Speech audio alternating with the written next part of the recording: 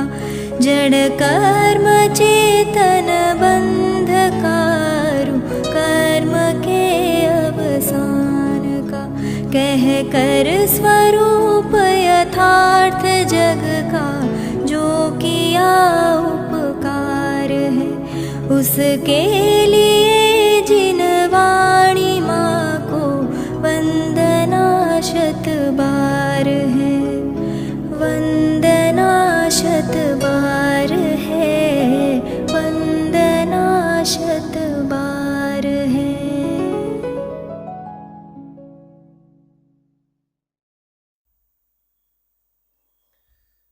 ओम नमः सदेभ्यः ओम नमः सदेभ्यः ओम नमः सदेभ्यः।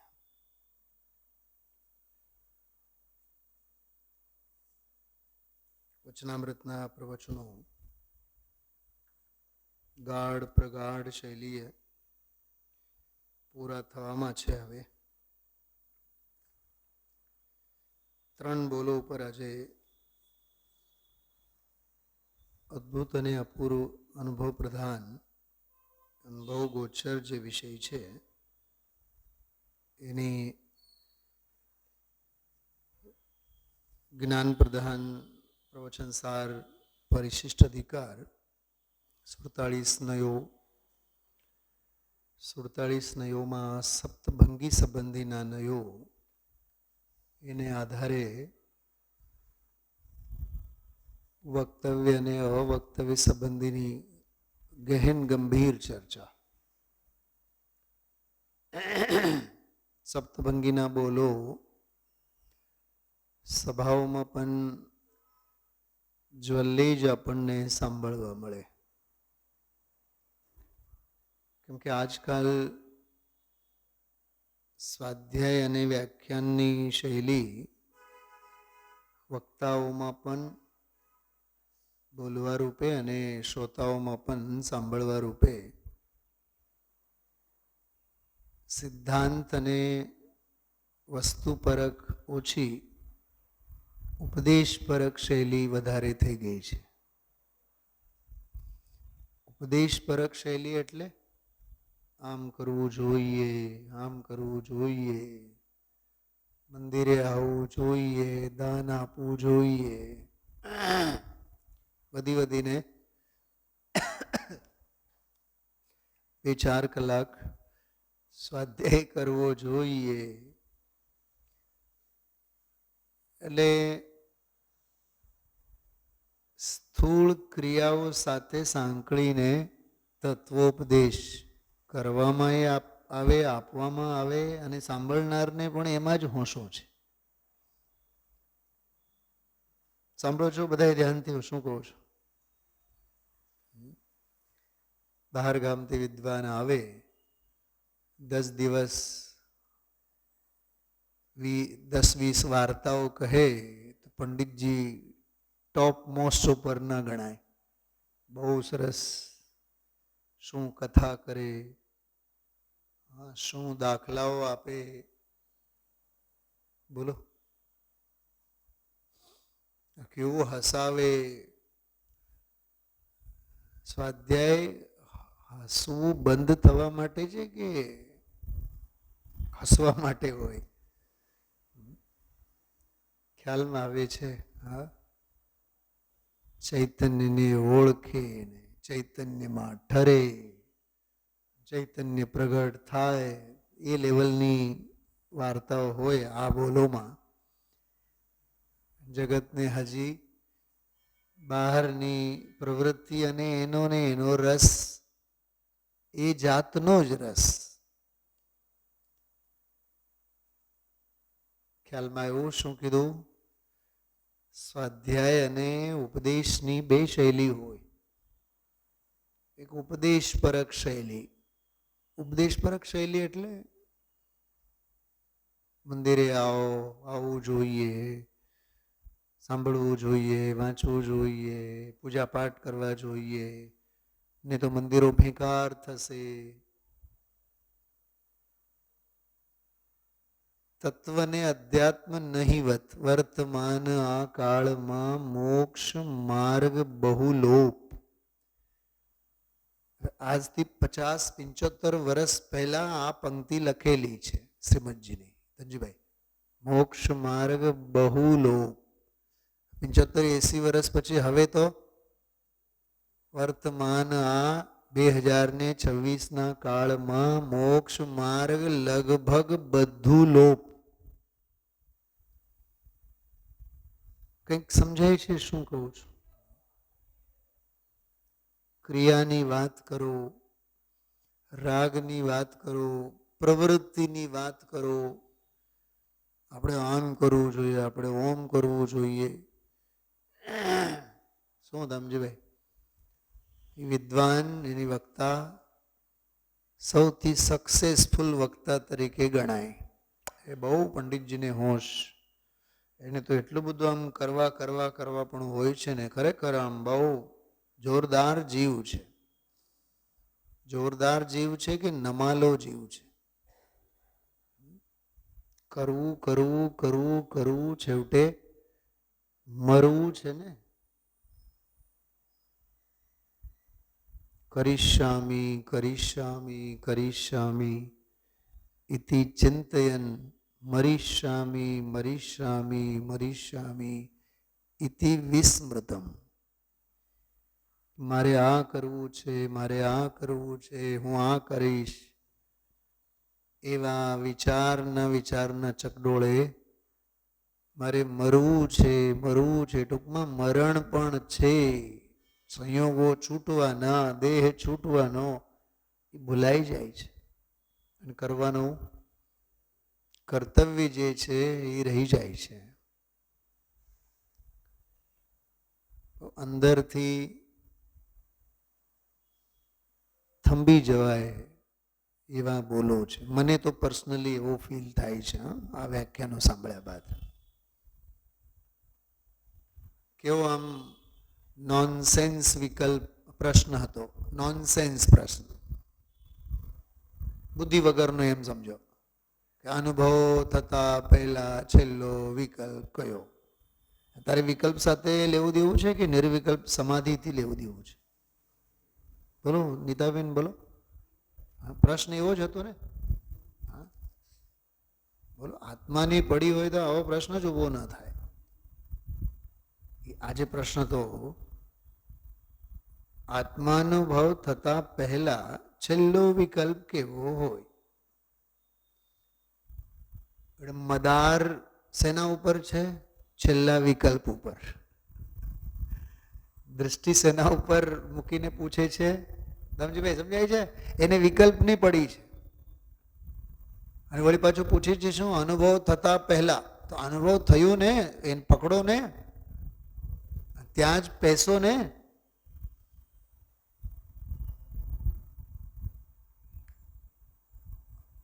સાચી વાત કરો.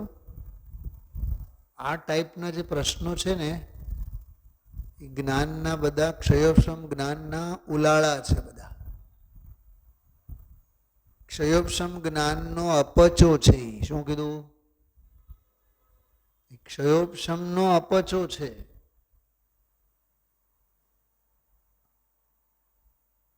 ચાર પાંચ દિવસ પહેલા, 5-6 દિવસ થયા, એક પ્રવચનમાં પ્રદેશ ભિન્નતા વાળી વાત આવી હતી.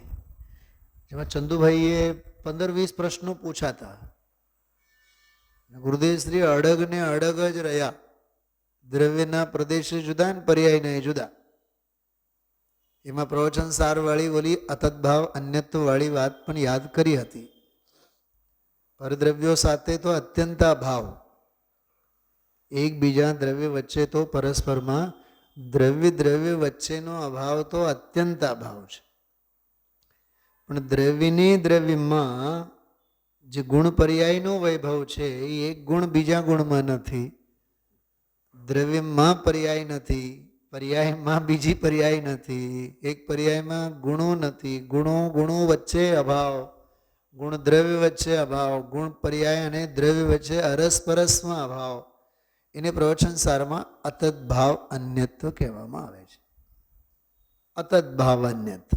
અત્યંતાભાવ વાળો નહીં, એ અત્યંતાભાવ વાળો જુદો.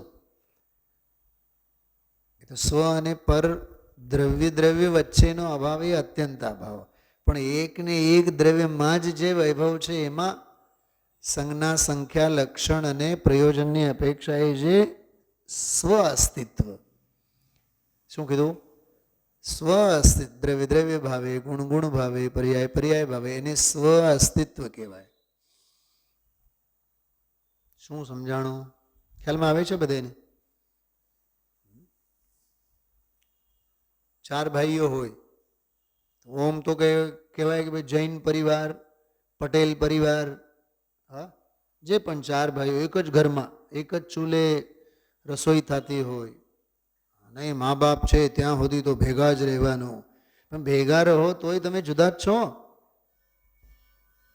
હા, દરેકની બાયડી જુદી, દરેકના બાળકો જુદા, હા, દરેકના લુગડા જુદા, દરેકનું બેંક બેલેન્સ જુદું. એ તો દુનિયાની નજરોમાં બધું ભેગું છે, વસ્તુ સ્વભાવે જુદું જ છે ને. દરેકના ઘરેણા જુદા, હા, ઘર વખરી જુદી. અને હજી સાંભળો, દરેકના હોનહાર જુદા. કોઈ નરકમાં જવાનો છે, કોઈ સ્વર્ગમાં જવાનો છે, કોઈ 10-15 લોકો જીવ પરિવારના સભ્યો છે એમાંથી એક કોઈ એવો છે એ મોક્ષ જવાની પાત્રતા ધરાવે છે. કોઈને સ્વાધ્યાયનો રંગ છે, કોઈને ધંધા વ્યાપારનો રંગ છે. નાણાં જીવા અને નાણાં કમમાં, ભલે ને 50 જણા ઘરમાં હોય તોય. આજે હિન્દુસ્તાનમાં 140-45 કરોડ જનતા, દરેકની એક સરખી ગતિ.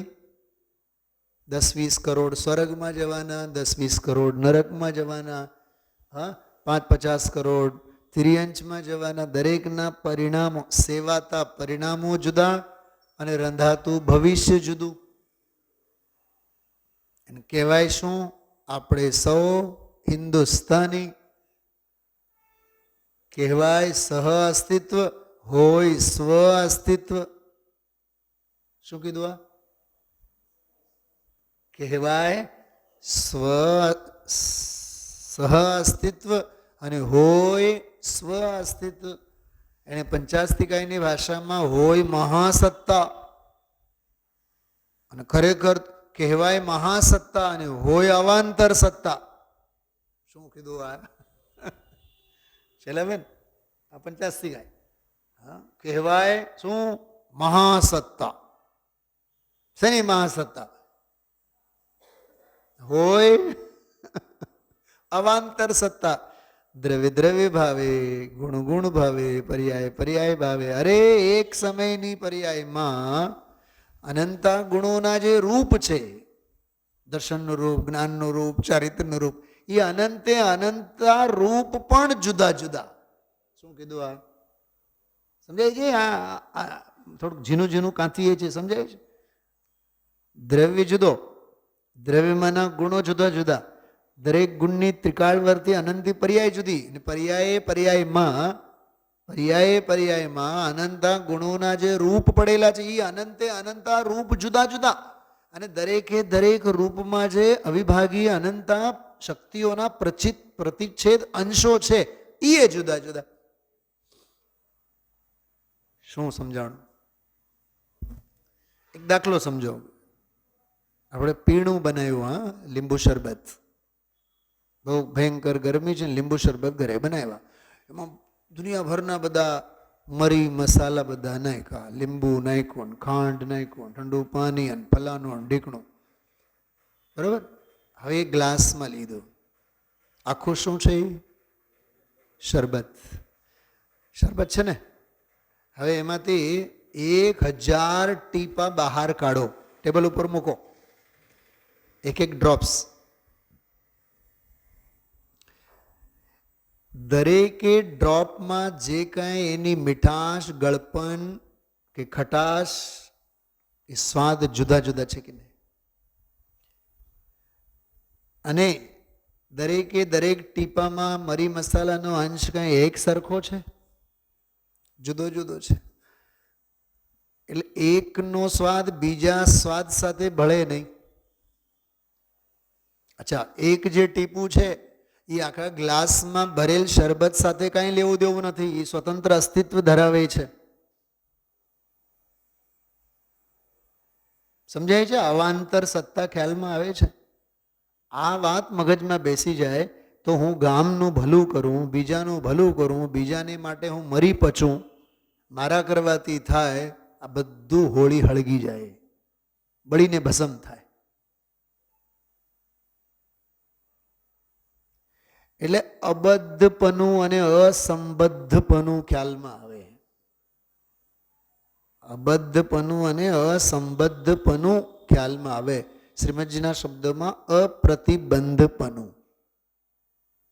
સાધક બધે અપ્રતિબદ્ધપણાને સેવે. હું ઘણી વાર એક વાત કરતો હોઉં છું રાત્રિના સ્વાધ્યાયમાં વગેરે. જનાગમ એમ કહે છે, જ્યાં ત્યાં ચોટ કરમાં છૂટ કર. છૂટવાનો માર્ગ છે, ચોંટવાનો માર્ગ નથી. કે વસ્તુ સ્વભાવે જ ભિન્નતા છે.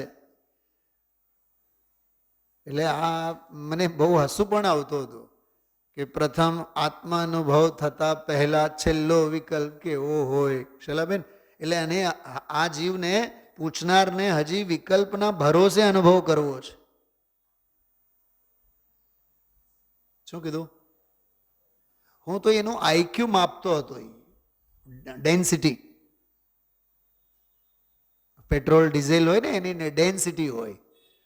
ઇવન ઓલા સોફા હોય ને, આપણે આ બધા સોફામાં જે સ્પંજ અંદરમાં નાખવામાં આવે એની ડેન્સિટી હોય 50-60-100 ડેન્સિટી.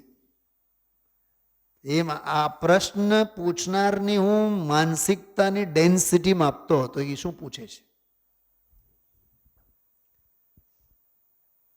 જાણે વાત એવી લાગે છે કે અનુભવની કરે છે, પણ એને પડી છે વિકલ્પની.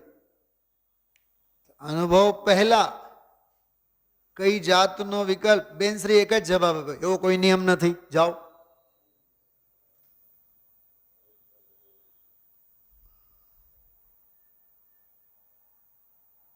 જો થોડુંક એક બહુ જોરદાર ચિત્ર ખેંચું છું, સાંભળો.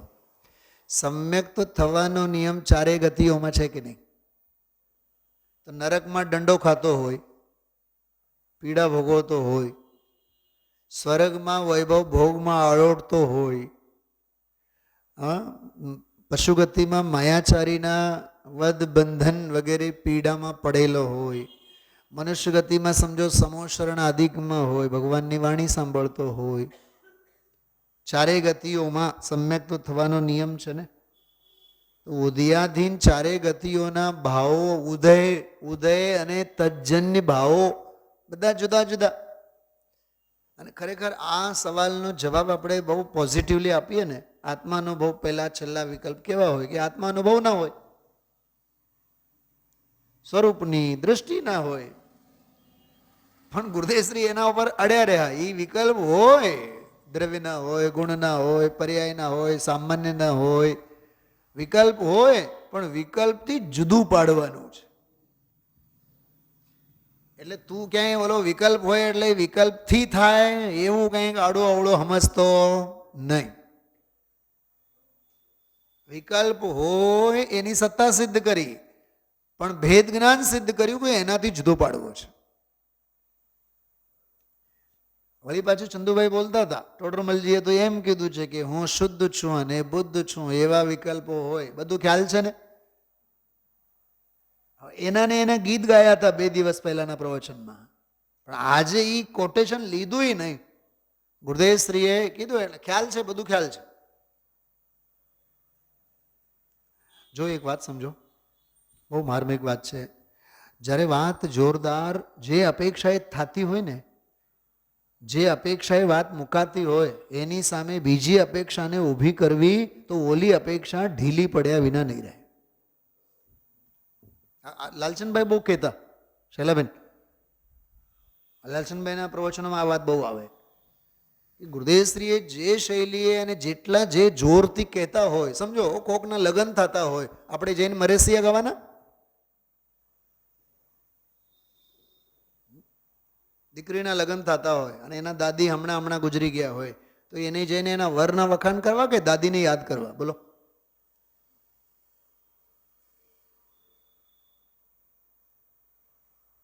અરે એના લગ્ન થાય છે તો એના વરના વખાણ કરો, એના લગ્નના વખાણ કરો ને. એ મરસિયા શું ગાઓ છો? જ્યાં જ્યાં જે જે યોગ્ય છે ત્યાં સમજવું. તે બહુ માર્મિક મેસેજ છે તત્વ સમજવા માટે. જ્યારે જે વાત ચાલતી હોય ત્યારે એને એટલી જ દ્રઢતાથી સમજવું જોઈએ. આ પણ એક કી ફેક્ટર છે.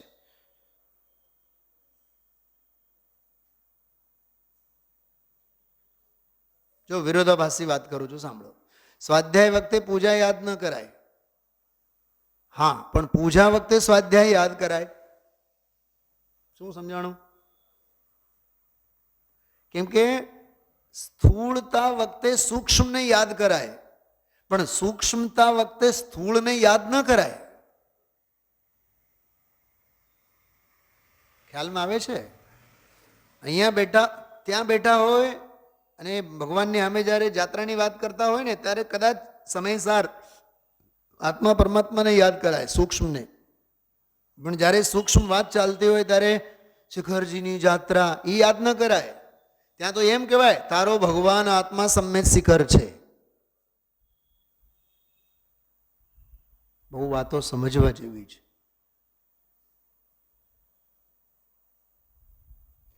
એટલે બહુ જવાબ બહુ જોરદાર છે આનો. અને બધા જ બોલો બહુ મંથન ધ્યાનમાં, વિચારમાં, વિચાર દશાએ વર્તવા જોઈએ એવા બોલો છે.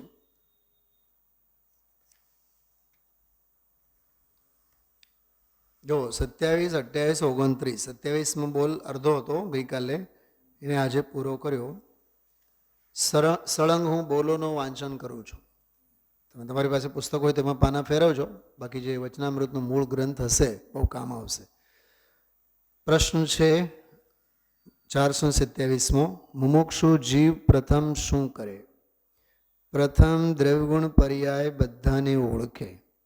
ચૈતન્ય દ્રવ્યના સામાન્ય સ્વભાવને ઓળખીને તેના ઉપર દૃષ્ટિ કરીને તેનો અભ્યાસ કરતાં કરતાં ચૈતન્ય તેમાં ઠરી જાય. જો આજનો પ્રવચન છે ને શરૂઆત જ ત્યાંથી કરી, ફરીને એમ કરીને. કેમ કે કેટલાક મરાઠી ભાષિક અને હિન્દી ભાષાના બહાર ગામથી મુમુક્ષુ આવેલા હોય, ફરીથી ત્યાંથી શરૂ કરી. તેનો અભ્યાસ કરતાં કરતાં ચૈતન્ય તેમાં ઠરી જાય. જો આમાં સ્ટેપ્સ, જો ખરેખર આપણે એક વિદ્યાર્થી બનીને અભ્યાસ કરતા હોય ને તો પોઈન્ટ પકડમાં આવવા જોઈએ. બધાને ઓળખે, નંબર 1. પછી જ્ઞાન, સામાન્ય સ્વભાવને ઓળખીને, જો એમાં ઓળખીને આવ્યો. પછી આવ્યો દ્રષ્ટિ કરીને, પછી આવ્યો અભ્યાસ કરતા કરતા. હવે તમે એની વચ્ચે કનેક્ટિવિટી જુઓ. અભ્યાસ કરતા કરતા એ ત્યારે થાય જ્યારે દ્રષ્ટિ થાય. દ્રષ્ટિ ત્યારે થાય જ્યારે એના પહેલાં ઓળખે. અને ઓળખે એટલે આત્મ સ્વભાવને, સામાન્ય સ્વભાવને ઓળખે. એના પહેલાં બધાને ઓળખે. બધાને ઓળખવું એ જુદું, એ જુદી ઓળખાણ. અને સામાન્ય સ્વભાવની ઓળખાણ એ જુદી ઓળખાણ. સમજીભાઈ, અહીંથી આપણે બહાર ગયા ને 500,000 ચંપલ મૂકેલા હોય, એક નજર બધા ચંપલ ઉપર જાય, એ બધાને ઓળખ્યા કહેવાય. પણ જ્યારે પોતાના ચંપલ પહેર્યા ને ત્યારે પોતાનું ઓળખાણ થયું એમ કહેવાય. કેટલું ફેર છે! 500માંથી 499 જુદા થયા અને પોતાના ચંપલ પોતાના પગમાં આવ્યા. ઓલામાં માત્ર જ્ઞાન હતું 500ની ઓળખાણમાં, અને આમાં ભાવભાષણ છે કે મારા પણું એ મારા ચંપલમાં. એમ ઓળખાણમાં ઘણો ફેર છે. તો બધાને ઓળખે, એમાં દ્રવ્ય ગુણ પર્યાય બધું આવ્યું હોય. એક વાત કરું, બહુ માર્મિક વાત કરું છું, સાંભળજો. પ્રવચન સારની 80મી ગાથા. કઈ નીતાબેન સાંભળો, શું કીધું? પ્રવચન સાર 80મી ગાથા. જે જાણતો અરહંતને દ્રવ ગુણને પર્યાય પડે. એ અત્યંત સ્થૂળ પહેલો વર્ગ છે. ભલે ને ત્યાં ઉપાયાંતર કીધું છે, મોહ પર વિજય પામવાનો ઉપાયાંતર પ્રવચન સારમાં, પણ એ પહેલી કક્ષા છે. અત્યંત સ્થૂળ બાળ મંદિર છે એમ કહો તોય ચાલે, કેમ કે હજી તો બીજાના દ્રવ્યગુણ પર્યાય છે, પોતાના નથી આવ્યા. એ તો અંદરના પોતાના દ્રવ્યગુણ પર્યાયને ઓળખવાની વાત આવશે ત્યારે પણ એમ કહેશે કે એના ઉપર પણ દ્રષ્ટિ નહીં કરો, એ આવશ્યક નથી.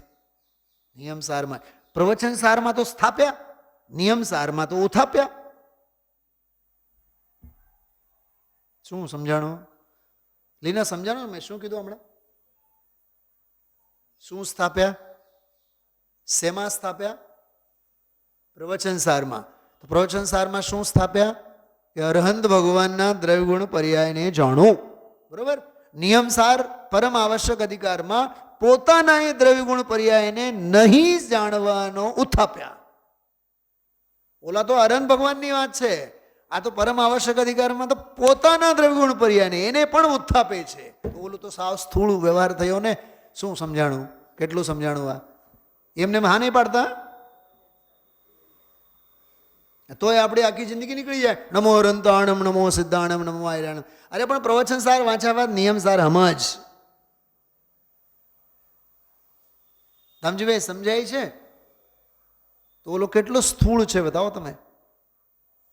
અચ્છા, ઘણા તો ઈ કક્ષામાં ન આવ્યા હોય, આવ્યા 3 પ્રદક્ષિણા કરી, ગંધોદક લીધું, વયા ગયા, તિલક બિલક કરીને ગયા. દાદાએ પૂછ્યું મંદિર જઈ આવ્યો? હા હું મંદિરે જઈ આવ્યો. જો આ તિલક પીયુસી સર્ટિફિકેટ હું લઈ આવ્યો છું. મને તો ઘણી વાર વિચાર આવે તિલક લોકો માટે જ કરે છે કે ગામના લોકોને ખબર પડી જાય કે દર્શન કરીને આવ્યો. નહીં થાય.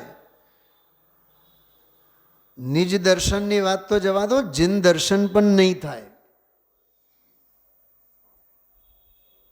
કેમ કે તું એ ગંધોદક અને ચંદન પાછળ સર્ટિફાઈડ કરવા માગે છે, તું કઈ અર્થ નથી એનો. 2 વાત સમજાણી. પ્રવચન સાર 80મી ગાથામાં તો અરહંત ભગવાન એટલે પરમાત્માના દ્રવ્યગુણ પર્યાયને જાણવાની વાત.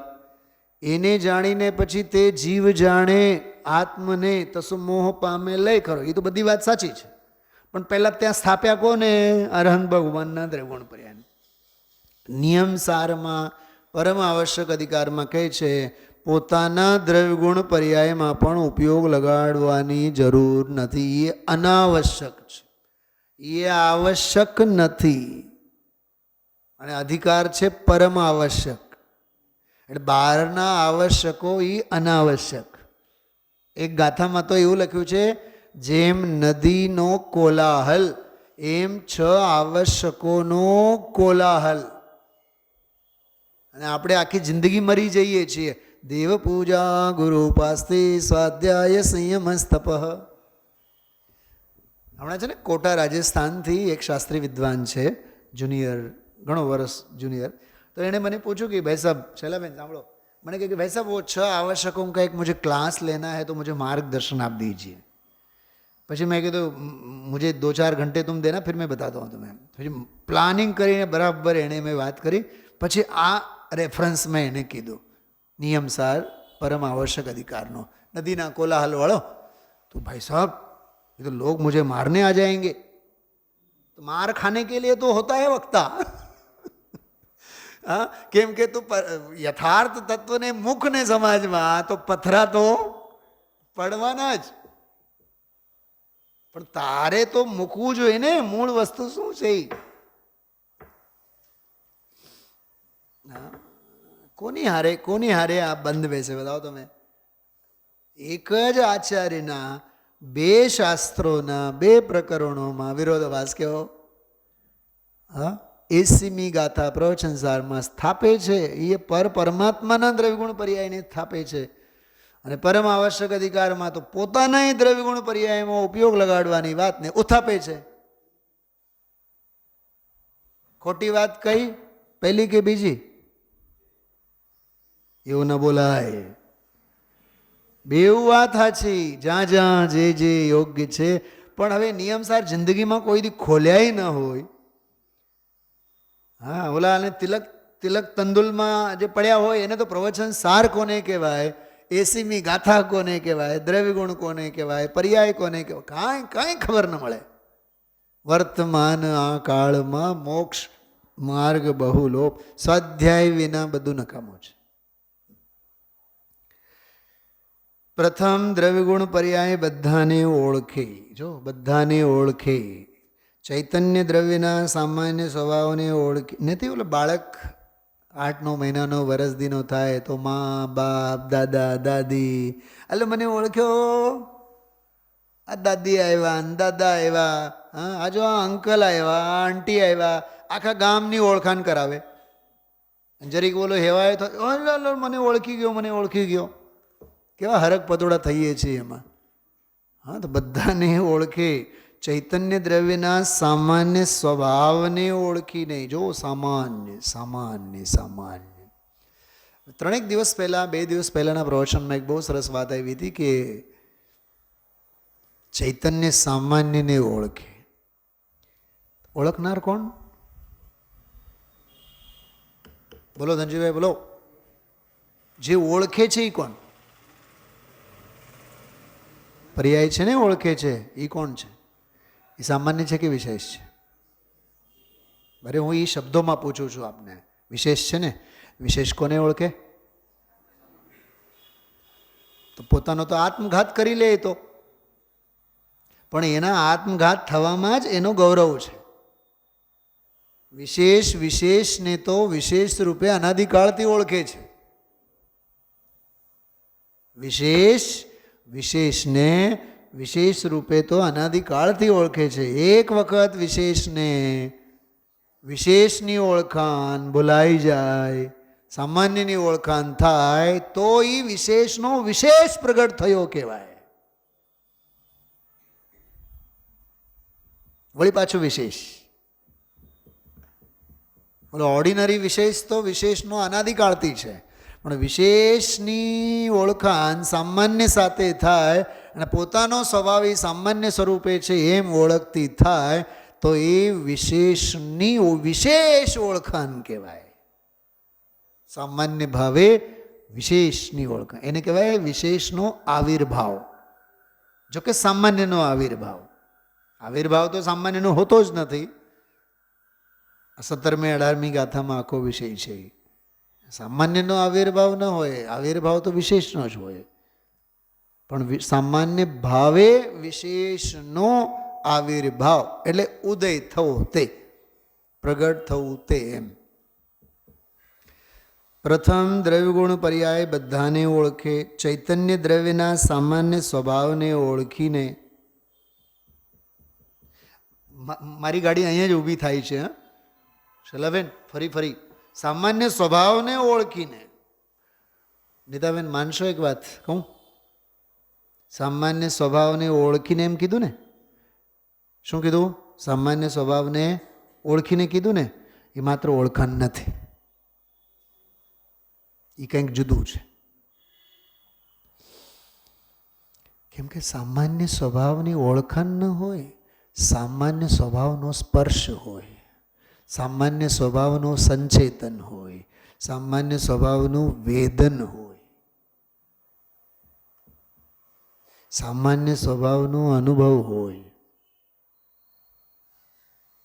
સામાન્ય સ્વભાવનો ભોગવટો હોય.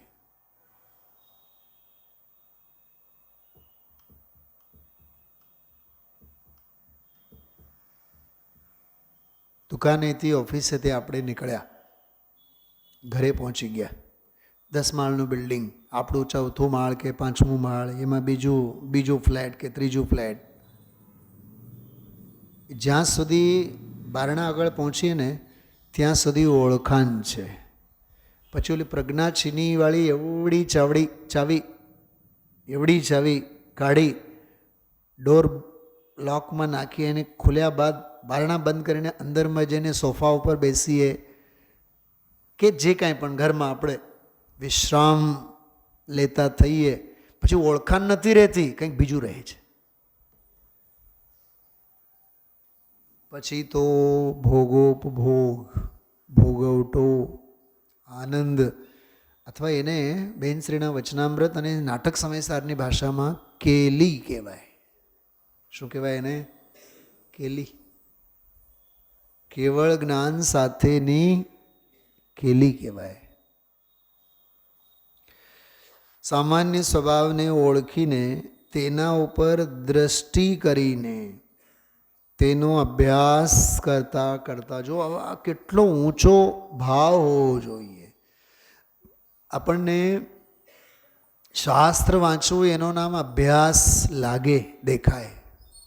ઘણાને તો એ નથી દેખાતો, પણ અહીંયા અભ્યાસ અંતરંગનો છે. શાસ્ત્ર વાંચવાનો અભ્યાસ એ અભ્યાસ નથી. અહીંયા સમજો કે આચાર્ય કુંદ દેવ શાસ્ત્રો લખ્યા, એના પહેલાં તો મુનિ પરંપરા તો હતી જ ને, સાધનાની પરંપરા તો હતી જ ને. પુસ્તકો ક્યાં હતા? આ ધવલા જય ધવલા ષટખંડાગમ બન્યા 2000 વર્ષ થયા. એના પહેલાં દરેકે દરેક તીર્થંકરના કાળમાં તો શ્રમણ પરંપરા, શ્રાવકોની પરંપરા, સાધના બધું તો હતું જ ને.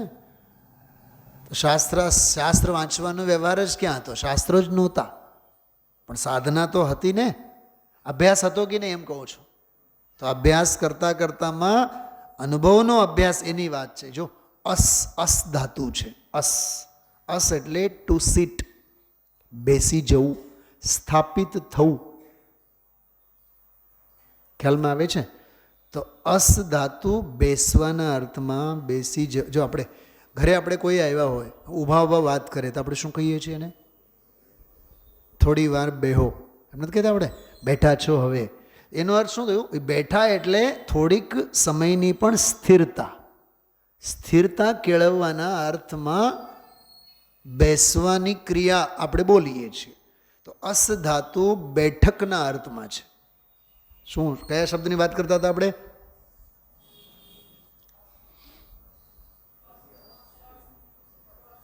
હા, નહીં, અસ ધાતુ તો કીધું. અભ્યાસ, હા, અભ્યાસ શબ્દની વાત કરું છું. અસ ધાતુ જે છે ને એ બેઠકના અર્થમાં, બેસવાના અર્થમાં. અભી એટલે સન્મુખ થાય. અભી એક ઉપસર્ગ છે. એને ઉપસર્ગ 22 ઉપસર્ગ આવે. મુનિરાજો ઉપર 22 ઉપસર્ગ આવે ને, શબ્દો ઉપર પણ 22 ઉપસર્ગ આવે. બોલો, વ્યાકરણ ભણવું જરૂરી છે કે નહીં? હું એમ નથી કહેતો કે શાસ્ત્રી ભણવું જરૂરી છે કે નહીં. એ તો શાસ્ત્રી સુનિલભાઈ કરીને આવ્યા છે, એને કંઈ ચિંતા નહીં કરવાની તમારે. હા, પરા અપ સૌ અનુ નિસ નિર દુસ દુર વી આંગ ની અધિ પ્રતિ ઉપે તે ઉપસર્ગ. હા, એ 22 ઉપસર્ગો છે. પ્રમાણ, તો પ્રમાણમાં ગમન. ગમન એટલે શું થાય? બોલો, જવું. આગમન એટલે શું થાય? કેવી રીતે થાય? પણ ગમન શબ્દને આ ઉપસર્ગ આપ્યો ને આપણે, તો આગમન. ગમન એટલે જવું, આગમન એટલે આવું. પ્રત્યાગમન એટલે જઈને આવું નહીં, આવીને જવું. એના માટે સ્વાધ્યાય કરવો જોઈએ.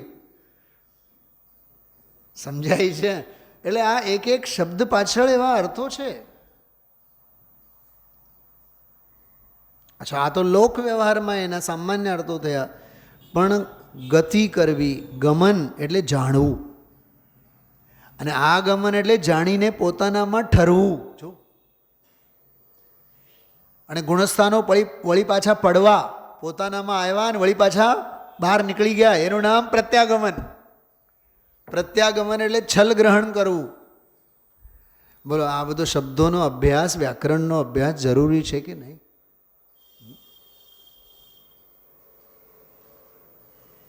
શું ઇન્દ્રભાઈ, તમારી પાસે હું આવું છું, હું કહું છું કે આ ડ્રેસ કેટલાનો? હવે હું ઓલો હોય ને, શું કહેવાય તમે, પ્રાઇસ, ઓલો હોય ને પ્રાઇસ લિસ્ટ કહેવાય, શું કહેવાય, ટેગ. હા, હવે એને હું જોઈને તમને પૂછું છું. હવે એના ઉપર લખેલું છે 5550, અને હું તમને પૂછું, તમે એમ કહો છો 550, પણ આમાં લખેલું તો છે 5550. હવે ગ્રાહકને એની એબીસીડી નહીં ખુલે. એની એબીસીડી તો ઓલા દુકાનદારને જ ખબર હોય કે એને રિયલ પ્રાઇસ શું છે. ખ્યાલમાં એવું શું કહેવા માગો છો? એમ વ્યાકરણના બધા આ શબ્દો ખૂબ મલાયેલા છે શાસ્ત્રોમાં. પૂજપાદ આચાર્ય દેવા વગેરે જૈનેન્દ્ર વ્યાકરણ ગ્રંથમાં. તો થોડોક અભ્યાસ બહુ જરૂરી છે. તો અભ્યાસ કરતાં કરતાં, અભ્યાસ શબ્દ જે છે ને, અભ્યાસ, અસ ધાતુપૂર્વક અભિ ઉપસર્ગથી બનેલો છે. અભિ એટલે સન્મુખ થઈને આસ અસ અસ ધાતુથી વિરાજમાન થવું, બેઠક પલોઠી વાળીને બેસવું. જો મને હજી એક દાખલો યાદ આવ્યો.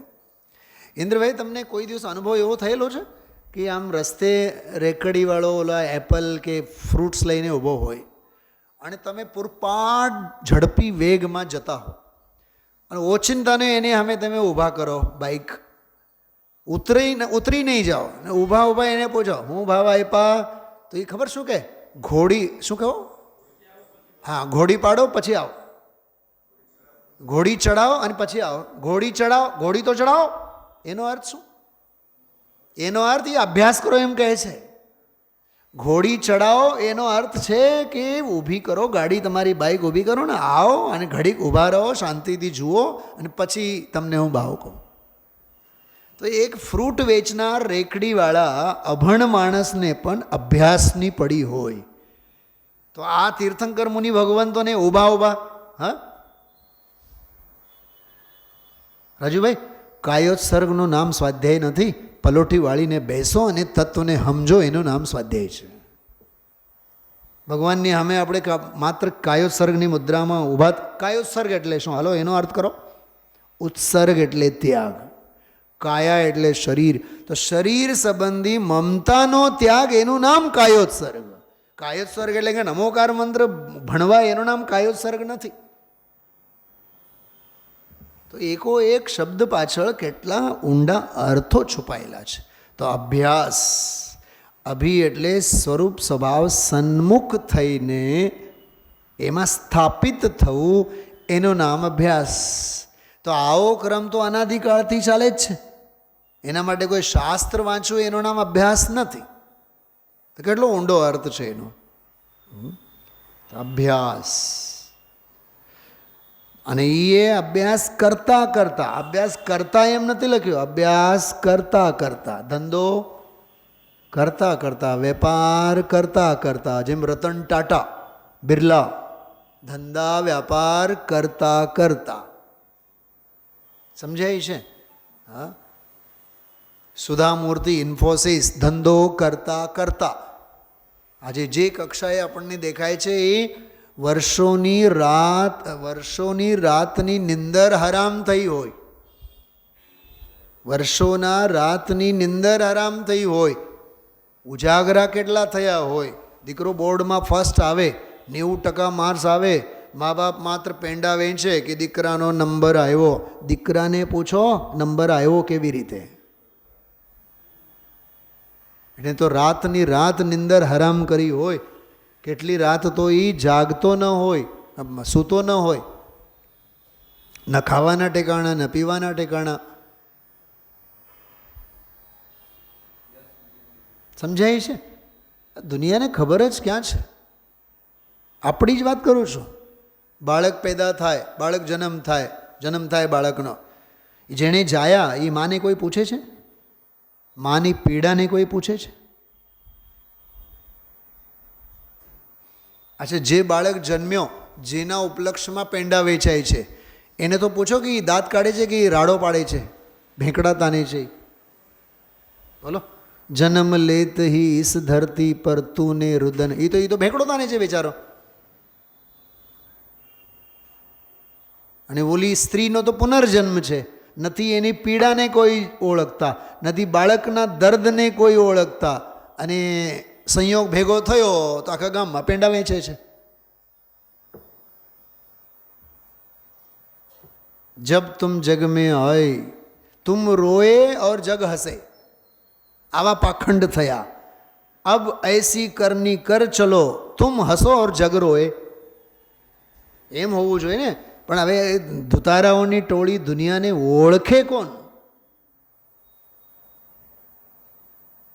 બોલો નૈનાબેન, જેમ તમે મારા વખાણ કરો, પંડિતજી બહુ સરસ, પણ એ બહુ સરસ જે કલાકમાં આવ્યું ને, એના માટે 4 કલાકની નિંદર મારી હરામ થઈ હોય. એ પીડા ક્યાં ખબર છે? આજે મેં તમને ઓલા 22 ઉપસર્ગોની વાત કરી, ગમન, આગમન, પ્રત્યાગમન, અભ્યાસ શબ્દનો અર્થ. તમને કાંઈ સહેલું લાગે છે? 6 8 મહિના જયપુરમાં વ્યાકરણમાં 500,000 સૂત્રો વાંચ્યા બાદ એ શબ્દોના ભાવ ભાષણ થયા હોય કે અભ્યાસ એટલે અભ્યાસ, એનો અર્થ શું એમ. શું કેતન કુમાર સમજાય છે? તોય તત્વ એમ કહે છે, માર્ગ એમ કહે છે, તમે મહેનત એટલી ચૂપકીથી કરો, સફળતા શોર મચાવે. બહુ એને એમ ઓલું નહીં લેવો આપણે, ઇઝી ગોઈંગમાં. અને ઇંગ્લિશમાં એક બહુ સરસ પ્રોવર્બ છે, ટેકન ફોર ગ્રાન્ટેડ નહીં લેવું. તમે જે અત્યારે જે લેવલમાં કરો છો ને કેટરિંગનું કામ, એ સ્વર્ગમાં જે બાપ બેટા છે એને પૂછો, શરબતના બોટલ વેચતા, એના તમે સક્રિય સાક્ષી છો. હા, ઘરે બોટલ બનાવતા, 1 2 3 4 બોટલો વેચી ધીમે ધીમે એમાંથી આખી લાઈન મળી અને આજે 15-20 વર્ષ પછી આખું એક લેવલ સેટ થયેલું છે. મારી વાત કરું ને, હા, જ્યારે હું અહીંયા આવ્યો 97માં હું જ્યારે આવ્યો, 7 જૂન 1997, 10-12 વર્ષ સુધી તો હિન્દીમાં જ બોલતા આપણે અહીંયા. પ્રવચન સાર, આખો પ્રવચન સારનો પ્રવચન હિન્દીમાં આપણે કરેલા છીએ અને આજે આપણે ઠેઠ ગુજરાતીમાં બોલીએ છીએ. તો 30 વર્ષની તપસ્યા છે કે નહીં? કે રાતોરાત તો નહીં થાય આ બધું. એટલે ભાઈઓ, અભ્યાસ બહુ ઊંડાણથી જોઈએ, ઉપલક કાંઈ નહીં થાય. તો આમાં જો અભ્યાસ કરતાં કરતાં ચૈતન્ય તેમાં ઠરી જાય, જો માર્ગ ઠરવાનો છે તો તેમાં વિભૂતિ છે તે પ્રગટ થાય. ચૈતન્યના અસલી સ્વભાવની લગની લાગે. આજે વિભૂતિ શબ્દનો અર્થ બહુ સરસ કરેલો છે. આજે બોલ્યા નહીં ગુરુદેવ શ્રી, ઘણી વાર બોલતા, ભભૂતમલજી જો દુનિયાનું બધું ભભૂત છે, આ વિભૂતિ છે એમ. આજે ન બોલ્યા એ, પણ ઘણી વાર બોલે. દુનિયાની તો બધી ભભૂતિ છે, ભભૂતિ રાખ છે, રાખ. ભભૂત એટલે રાખ. આ વિભૂતિ તો આ છે, વૈભવ તો આ છે. ચૈતન્યના અસલી સ્વભાવની લગની લાગે, જો રાગની નહીં, સંયોગની નહીં, અરે વાંચવાની નહીં, સાંભળવાની નહીં, રામજીભાઈ, સાંભળવાની લગની નહીં, ખ્યાલમાં આવ્યો? વિકલ્પની લગની નહીં, સ્વભાવની લગની લાગે તો પ્રતીતિ થાય, તેમાં ઠરે તો તેનો અનુભવ થાય.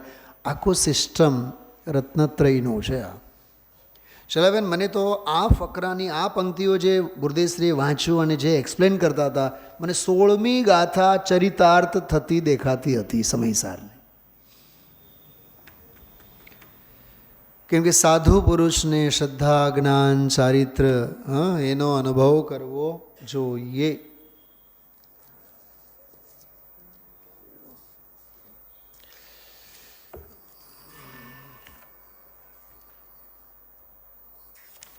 મને આ ગાથા વારંવાર ચિત્તમાં દોડતી હતી. દર્શન વળી નિત જ્ઞાનને ચારિત્ર સાધુ સેવવા. એ સાધુ પુરુષે એને સેવવા જોઈએ. એ સેવન, દર્શન, જ્ઞાન અને ચારિત્ર. પણ એ ત્રણે, આ જો આ પંક્તિનો ભાવ પસંદ કરવા જેવો હતો. પણ એ ત્રણે આત્મા જ કેવળ જાણ નિશ્ચય દ્રષ્ટિમાં. આ બોલોમાં આનો જ ભાવ પસંદ છે. પહેલી લીટી પાઠશાળાની છે. દામજીભાઈ શું કીધું? પહેલી લીટી તો પાઠશાળાની છે, ઓલી 16મી ગાથાની પ્રવચન સારની છે એમ કહો તોય ચાલે. પહેલી લીટી પ્રવચન સારની છે, બીજી લીટી સમયસારની છે. સમજાય છે શું કીધું? આ ગાંડા વેડા લાગતો હશો ને, શું કહેવું જોઈએ? નહીં સમજાય છે તમને? હા, પહેલી લીટી પ્રવચન સારની છે, દર્શનને, જ્ઞાનને ભેદ થયા ને. બીજી લીટીમાં પછી સમયસાર. કેમ? અભેદ થયો ને. તો આત્માને શ્રદ્ધ્યો, આત્માને જાણ્યો, આત્મામાં ઠર્યો કે સમ્યક દર્શન જ્ઞાન ચારિત્રમાં ઠર્યો? માર્ગે ઠરવાનું છે કે માર્ગ ફળમાં ઠરવાનું છે? માર્ગ ફળ તો તારો ભગવાન આત્મા છે. સ્વભાવની લગ્ની લાગે તો પ્રતીતિ થાય, તેમાં ઠરે તો તેનો અનુભવ થાય. પહેલામાં પહેલાં ચૈતન્ય દ્રવ્યને ઓળખવું.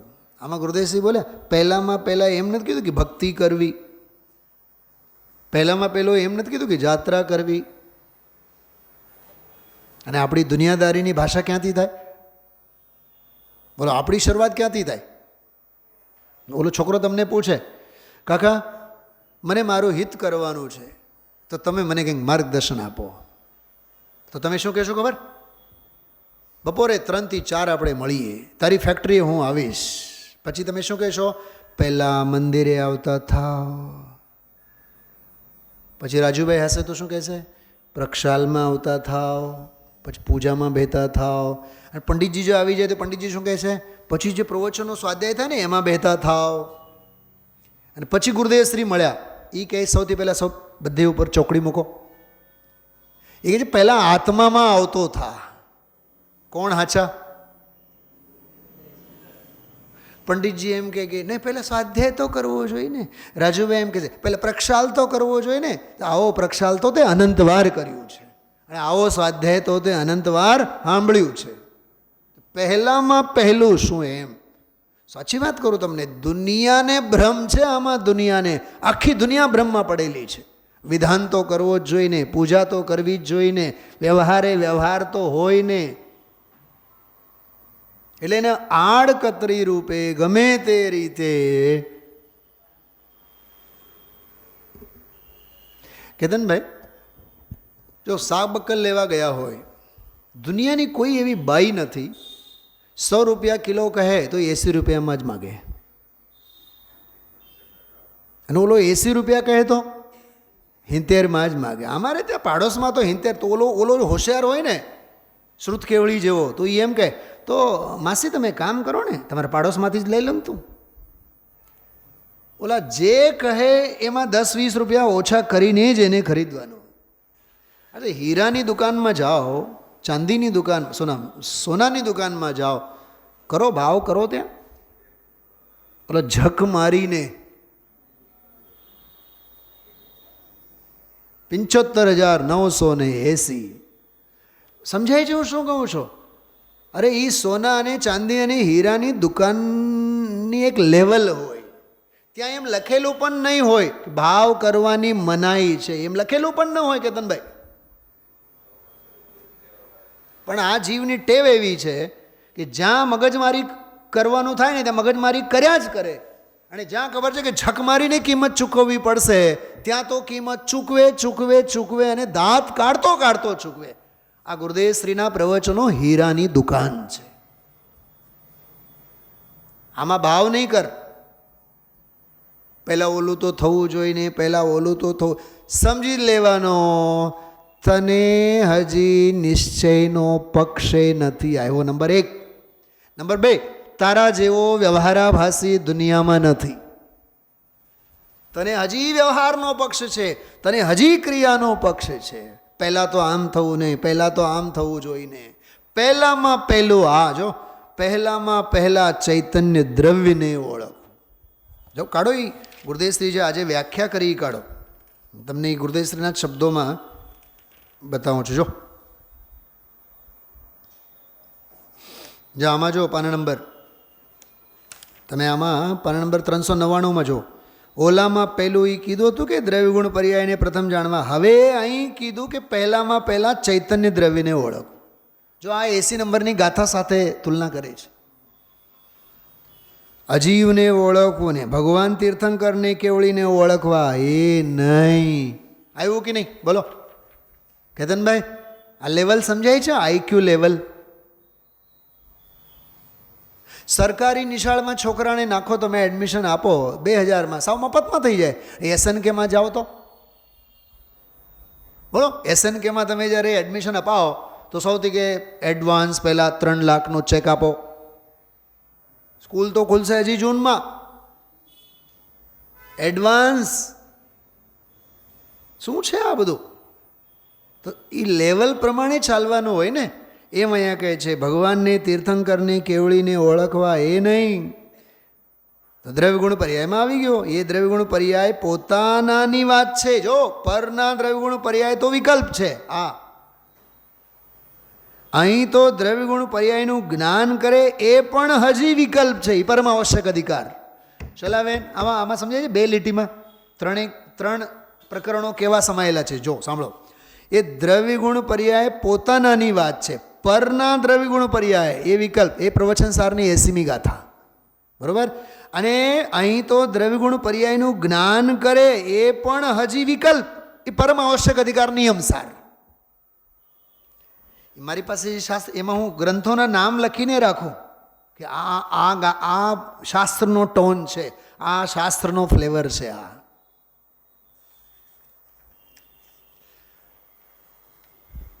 હજી જો પાનું ફેરવો 400 નંબરના.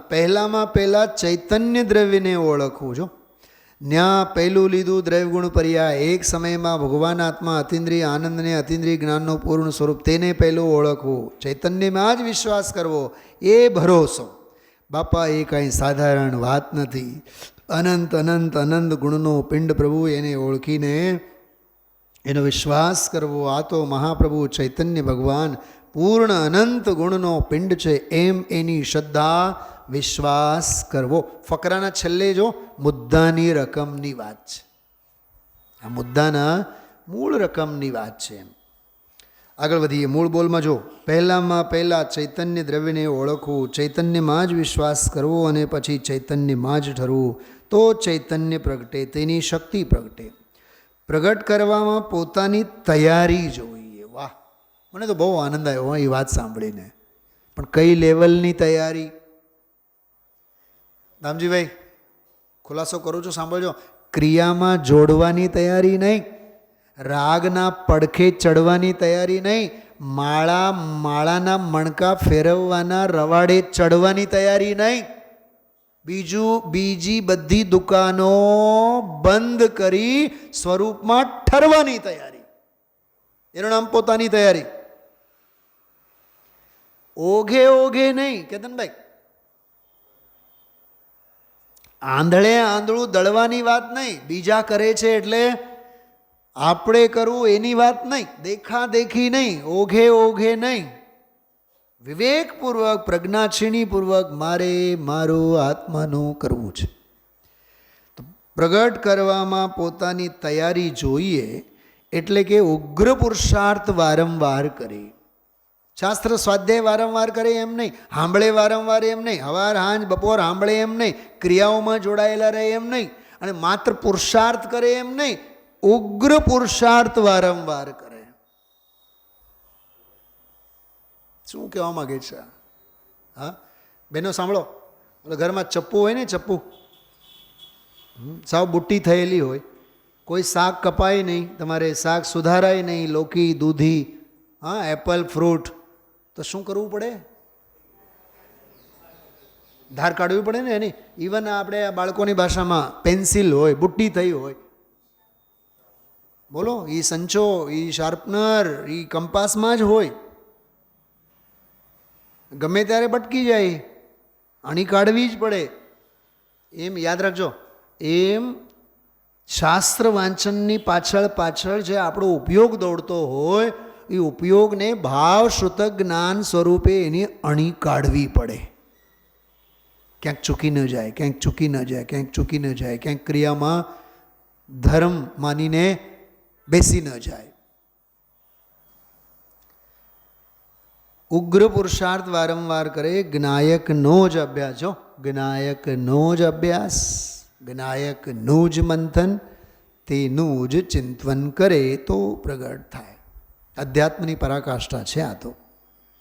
પૂજ ગુરુદેવે માર્ગ બતાવ્યો છે. જો ગુરુદેવશ્રીએ શબ્દો વાંચ્યા પણ નહીં, પૂજ ગુરુદેવે એ શબ્દો વાંચ્યા નહીં, માર્ગ બતાવ્યો છે એટલું વાંચ્યા. ચારે પડખેથી સ્પષ્ટ કર્યું છે. નહીં પ્રમાણથી, ચારે અનુયોગોથી, નિશ્ચય વ્યવહારથી. 427માં બોલ. 428માં આત્માની વિભૂતિને ઉપમા આપી સમજાવો. મને એક વાત વિચારમાં આવતી, સાંભળો.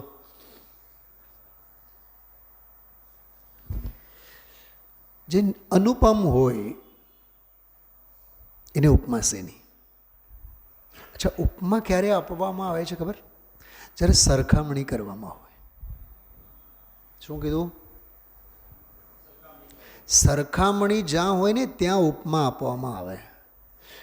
પણ જેની કોઈ સાથે સરખામણી થાય જ નહીં, ખ્યાલમાં આવે છે? જેની સરખામણી દુનિયાની કોઈ સાથે નહીં. બાળકને પૂછો, તારી માની તું સરખામણી કરીને બતાવો. બોલો, કલાબેનની સરખામણી કરીને બતાવો કેતનભાઈ. તમે માની સરખામણી કરો. દુનિયામાં કોઈ સ્ત્રી જ પેદા નથી થઈ, અરે કોઈ એવો રતન પેદા નથી થયો જેની હારે માની સરખામણી. જનનીની જોડ સખી નહીં જડે રે લોલ. સરખામણી થાય જ નહીં ને. કોની હારે સરખામણી કરે છે? મેં 8 વર્ષમાં જયપુરમાં ભારીલ સાહેબ કે બીજા વિદ્વાનો, મેં એક વાત શીખી દમજીભાઈ. પોતાના વક્તવ્ય, પોતાનો અભ્યાસ, પોતાનો પ્રવચન, પોતાની ગાવાની શૈલી, વાંચવાની શૈલી કોઈ સાથે ક્યારેય સરખામણી નહીં કરવાની. નો હરીફાઈ. કેમ કે જ્યાં હરીફાઈ આવે ત્યાં રાગ દ્વેષના કશાયના ફંગસ પેદા થાય. અને નાનપ કોઈ દી લગાડવું નહીં. નથી આવડતું તો નથી આવડતું. આજની તારીખમાં ઓલું તમે જે ગાઓ છો ને, શું નામ, એક પંખી આવીને હોય, તમારા મોઢેથી જ મને બહુ ગમે કેતનભાઈ. તમે જ્યારે ગાઓ ને ગુરુદેવશ્રીની ઓલા સમાધિના દિવસ, મને બહુ ગમે, બહુ જ ગમે. એમ થાય કે સાંભળ્યા જ રાખે, સાંભળ્યા જ રાખે, સાંભળ્યા જ રાખે. પણ મને એવું કોઈ દી એમ નથી થતું કે મને નથી આવડતો. અરે કોઈ સાધર્મી ગાય છે ને, માણો. છે તો આખરે શબ્દ વિદ્યા જ ને. કામની તો અધ્યાત્મ વિદ્યા છે. ગુરુદેવશ્રીની ભાષામાં કહીએ, હિન્દુસ્તાનની વિદ્યા તો અધ્યાત્મ વિદ્યા છે. બોલતા આવડે ન આવડે, કાલના બોલમાં જ આવ્યું હતું, બધાને કાંઈ નામ આપી શકાતા નથી અને બધાની કાંઈ ભાષા થાય નહીં. અકૃત્રિમ જીનબિંબો હોય, અકૃત્રિમ જીનબિંબોના નામ ક્યાં હોય? જીનબિંબો હોય. 7,56,98,781 નામ ક્યાં હોય? નામ સાથે શું લેવું દેવું તારે? ખ્યાલમાં આવે છે? સમજવા જેવું. ક્યાંય શબ્દ મ્લેચ્છ નહીં થવું. અટકવાના રસ્તા ઘણા છે, પામવાનો રસ્તો તો એક અનુભવનો જ છે. તોય એને એમ કહેવામાં આવે કે જ્ઞાયકનો જો ભાષા તો જુઓ. હા, જ્ઞાયકનો જ અભ્યાસ, જ્ઞાયકનો જ મંથન, તેનું જ ચિંતન તો પ્રગટ થાય. એટલે આમાં પૂછે છે કે આત્માની વિભૂતિને ઉપમા આપી સમજાવો. એટલે પ્રાથમિક ભૂમિકાવાળો જીવ છે. તો ગુરુદેવ બેનશ્રી કહે છે, ચૈતન્ય તત્વમાં વિભૂતિ ભરી છે, કોઈ ઉપમા તેને લાગુ પડતું નથી. એક પ્રશ્ન પૂછું બધાને, મોક્ષમાં સુખ કેટલો કેતનભાઈ? મોક્ષ સુખ કેટલો? કયો અનંત. તું બોલ તો બેટા, સ્વર્ગમાં સુખ કેટલો? એની સાથે કમ્પેરિઝન કરીને બોલ. અનંત કે અનંતનો ભાગ કે 50%, 20% કેટલું? બોલ તું કંઈક તો બોલ. હે, અનંતનો ભાગ ને? હા બેટા, હજી સ્વાધ્યાયની જરૂર છે. મારે તારા મુખેથી જવાબ સાંભળવો હતો. આ પાઠશાળાના બાળકોના ઘાટ છે. હવે વાત કરું બેટા, બહુ સારી વાત છે. તે જોર જબરદસ્તીથી મેં તારી પાસેથી પૂછો. જ્યાં ખોટું જ ખોટું હોય ત્યાં સાચા સાથે કમ્પેર નહીં થાય ને. અનંતમાં ભાગ એ હોય એટલે થોડો ઘણો વધારે પણ હોય, પણ જ્યાં ઇન્દ્રિય સુખ છે, જ્યાં ઇન્દ્રિયોના વિષયો છે, જ્યાં શરીર આશ્રિત અને વિષયાશ્રિત સુખાભાસ છે, એ સુખાભાસ જે દુઃખનો દાવાનળ છે એની સરખામણી કોઈ દિવસ સિદ્ધોના સુખ સાથે નહીં થાય. દીના છોકરાને કહેજે પાઠશાળામાં ભણે. હવે એને ખ્યાલમાં આવી ગયો કે આ શું કહેવા માગે છે. હવે તારો જ એક દાખલો આપો બેટા. તે બિલકુલ થ્રુ આઉટ ભણીને 100માંથી 100 માર્ક્સ લાવે છે. ઓકે, અને તારા પેપરમાં જોઈને કોઈ તારો મિત્ર જેને 50 માર્ક્સ આવે છે, બોલો 50 માર્ક્સમાંના હાચા કેટલા? અચ્છા, પાસ તો થયો નહીં? હા થયો, દુનિયાની નજરોમાં. પોતાના જીવનમાં તો એ ફેલ જ છે, શૂન્ય જ છે, મીંડો જ છે, કેમ કે એની પાસે કાંઈ છે જ નહીં. તો જે મુક્તિનો સુખ છે, સિદ્ધોનું જે સુખ છે, જો મુક્તિમાં સુખ અને 4 ગતિઓમાં સુખ કમ્પેર નહીં થાય, પર્સન્ટેજ સરખામણી નહીં થાય. સિદ્ધો સુખી અને એનાથી અનંતમાં ભાગ સુખી સંસારી એવું કોઈ દિવસ નહીં થાય. કેમ કે જે ઇન્દ્રિય સુખોમાં જ સબળે છે, એના સુખોની વાત ક્યાં છે? એ તો દુઃખના દાવા નરમાળ, એ દયા છે તો હા, મોહ મહામદ પિયો અનાદિ, એમાં જ પડેલા છે. એટલે સરખામણી નહીં થાય, એ આમાં કહેવા માગે છે. પૂરું કરીએ. જો ચૈતન્ય તત્વમાં વિભૂતિ ભરી છે, કોઈ ઉપમા તેને લાગુ પડતો નથી. ચૈતન્યમાં જે વિભૂતિ ભરી છે તે અનુભવમાં આવે છે, ઉપમા સી અપાય. ઉપમા કેવી રીતે અપાય? વચન ગોચર હોય એને ઉપમા અપાય, અનુભવ ગોચર હોય એનામાં ઉપમા ન હોય.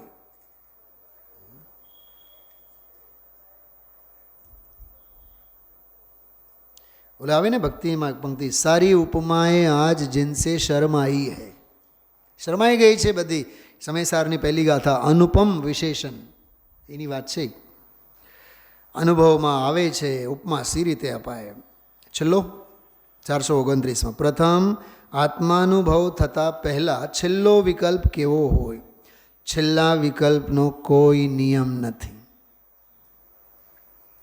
ભેદ જ્ઞાનપૂર્વક શુદ્ધાત્મ તત્વની સન્મુખતાનો અભ્યાસ કરતાં કરતાં, મને છે ને ઘણીવાર પેલો ટ્રેનનો સફર કરું ને, ટ્રેનનો જ્યારે સફર કરું, વર્ષો થયા, હા ખબર ને, મને એક વિચિત્ર કુતૂહલ હોય છે કે જે બર્થ આપણે બેઠા હોય, જે બોગીમાં બેઠા હોય, જે બર્થ ઉપર હોય, તો હું કોક વાર છેલ્લી ઘડીએ વિચાર કરું કે રાજકોટ પહોંચતા પહેલાં કે ત્યાં બેલગામ બેંગ્લોર પહોંચતા પહેલાં કે આ જે વ્યક્તિ મારી સાથે સફર કરે છે, હું એને યાદ રાખું. યાદ જ ન રહે, યાદ જ ન રહે. આપણને એમ થાય કે આ ચહેરા મોહરાને આપણે યાદ રાખીએ. કેમ કે હજારો વાર સફરમાં હજારો મળતા હોય તો કોને યાદ રાખવાનું? અને કોણ યાદ રહે? સમજાણું શું કીધું? કોણ યાદ રહે? એમ અહીંયા કહે છે કે અનુભવની ગુફામાં જવું છે ને, કે હા તો છેલ્લો વિકલ્પ કયો? અરે તેલ લેવા જાય છેલ્લો વિકલ્પ, તું તો અનુભૂતિ સ્વરૂપ ભગવાન આત્મામાં ગુડુપ થા. એવો જવાબ છે આનો. જો છેલ્લા વિકલ્પનો કોઈ નિયમ નથી. ભેદ જ્ઞાનપૂર્વક શુદ્ધાત્મ તત્વની સન્મુખતાનો અભ્યાસ કરતા કરતા ચૈતન્ય તત્વની પ્રાપ્તિ થાય છે. જ્યાં જ્ઞાયક તરફ પરિણતિ ઢળી રહી હોય છે, ત્યાં કયો વિકલ્પ છેલ્લો? એવો વિકલ્પ સંબંધી કોઈ નિયમ નથી. જ્ઞાયક ધારાની ઉગ્રતા તીક્ષ્ણતા થાય ત્યાં વિકલ્પ કયો તેનો સંબંધ નથી. ભેદ જ્ઞાનની ઉગ્રતા, તેની લગ્ની, તેની જ તીવ્રતા હોય, શબ્દથી વર્ણન ન થઈ શકે.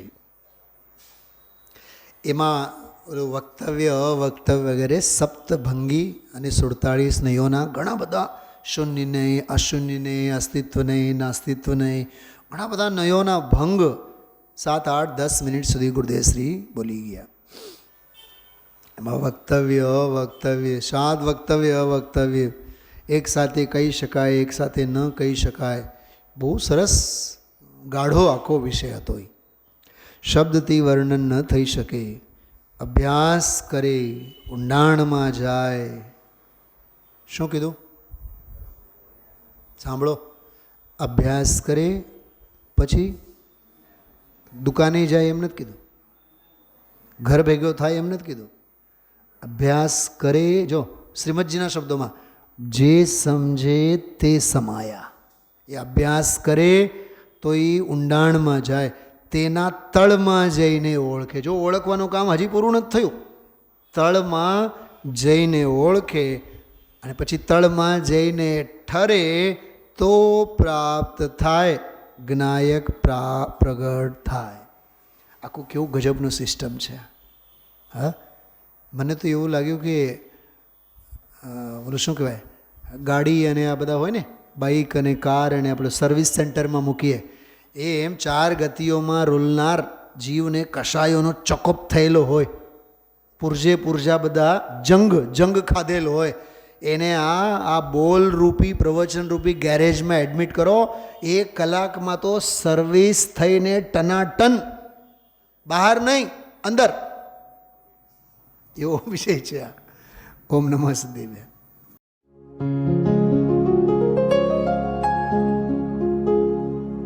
निज निधि निज में बताए यह अनंत उपकार है, उसके लिए जिन वाणी माँ को वंदना शत बार है, वंदना शत बार है, वंदना शत बार है.